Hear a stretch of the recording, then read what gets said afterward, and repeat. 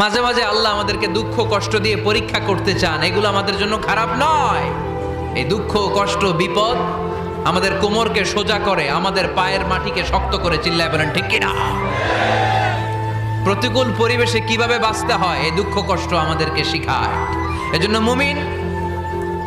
মুমিন বান্দার বৈশিষ্ট্য হচ্ছে দুঃখ কষ্ট বেদনা জ্বালা এগুলোতে সে আপসেট হয় না, সে হাল ছেড়ে দেয় না, সে ভরসা রাখে একজনের উপর, চিল্লায় বলতে হবে তিনি কে?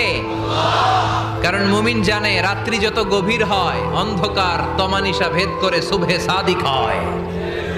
মুমিন জানে গর্ভবতী নারীর পেটের ব্যথা যেই দিন বাড়তে থাকে ওই দিনই নতুন মেহমান আগমনের সময় ঘনাতে থাকে।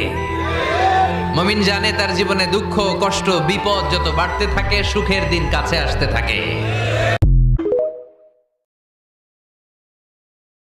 মাঝে মাঝে আল্লাহ আমাদেরকে দুঃখ কষ্ট